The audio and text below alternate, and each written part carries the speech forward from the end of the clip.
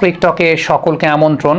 জিম্বাবুয়ের সঙ্গে সিরিজটা খেলছেন না লিটন কুমার দাস, এবং এই জায়গাটায় তিনি যে খেলছেন না, বাংলাদেশ ক্রিকেট বোর্ডকে তো একটা ধন্যবাদ দিতেই হয়, কারণ পিএসএল এর মতো একটা হাই ইন্টেন্সিটি টুর্নামেন্ট খেলার জন্য ফুল সিজন এনওসি দিয়েছে বলে আমরা জানতে পেরেছি বাংলাদেশ ক্রিকেট বোর্ড, বা দিতে যাচ্ছে, যে কারণে লিটন কুমার দাস জিম্বাবুয়ের সঙ্গে টেস্ট সিরিজটা মিস করতে যাচ্ছেন। এখন জিম্বাবুয়ের মতো দলের সঙ্গে যখন টেস্ট সিরিজটা হবে, তখন ডেফিনেটলি আপনি আপনার পাইপলাইনের প্লেয়ারদেরকে বাজিয়ে দেখার চেষ্টা করবেন, বা পাইপলাইনের প্লেয়ার যারা হয়তোবা সুযোগ পাননি এখন পর্যন্ত, তাদেরকে রাইট সুযোগটা দেওয়ার জন্য রাইট প্রতিপক্ষের নাম আসলে জিম্বাবুয়ে। সেক্ষেত্রে লিটন কুমার দাস উইকেট কিপিংটা তিনি করতেন যদি তিনি টেস্ট খেলতেন। তার জায়গায় এখন wicket keeper, as a main wicket keeper batter হিসেবে আপনি কাকে প্রেফার করবেন, সেই প্রসঙ্গটা কিন্তু চলে আসতেই পারে, এবং সেটা এখন চলে আসবে।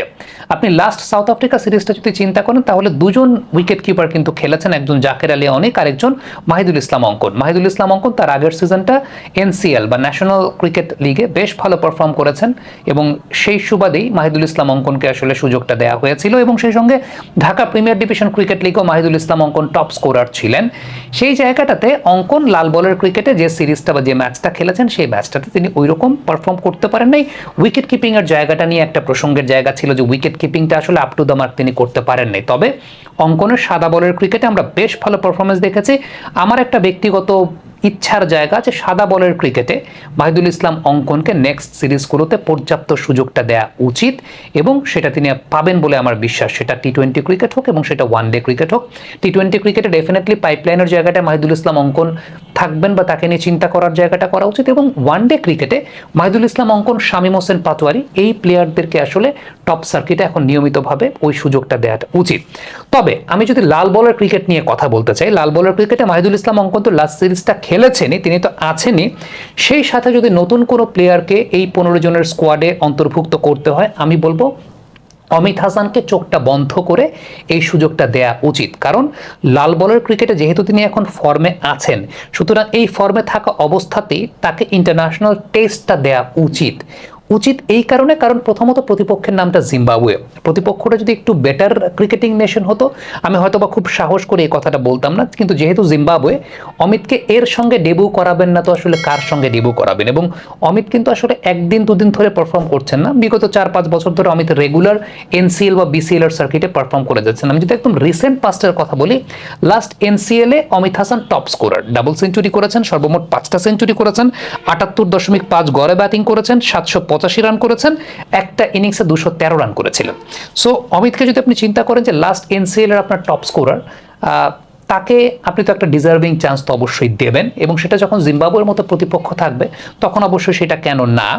এবং লাস্ট বিসিএল এর কথা যদি চিন্তা করি, লাস্ট বিসিএলেও কিন্তু Amit Hasan second highest scorer, 3 ইনিংসে 219 রান, 73 গড়ে ব্যাটিং করেছেন, একটা সেঞ্চুরি করেছেন, একটা হাফ সেঞ্চুরি করেছেন।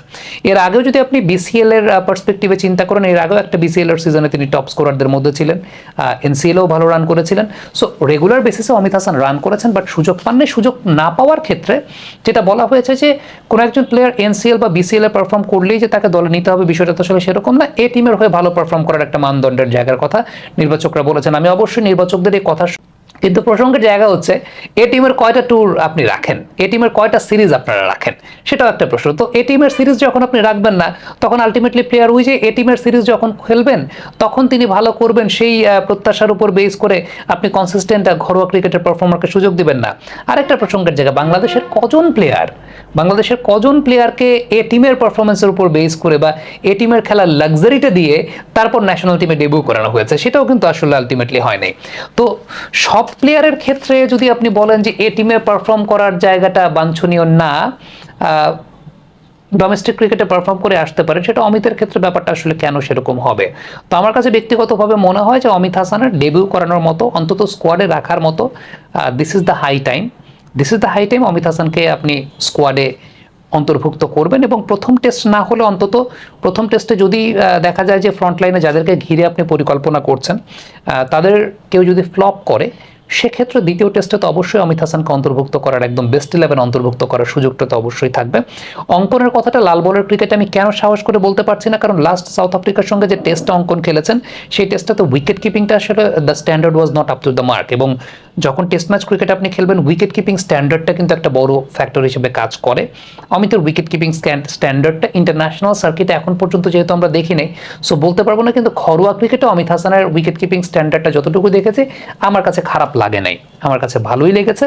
এটা আমি আমার জায়গা থেকে বলতে পারি, বাট আবারও বলবো যে ইন্টারন্যাশনাল স্ট্যান্ডার্ডের ক্রিকেটে সেখানে আপনাকে যে ধরনের প্রেশারটা হ্যান্ডেল করতে হবে উইকেট কিপিংয়ের জায়গাটা, সেটা এখনও পরীক্ষিত না। বাট পরীক্ষিত না দ্যাট ডাজ নট মিন যে আপনি তাকে সুযোগ দেবেন না।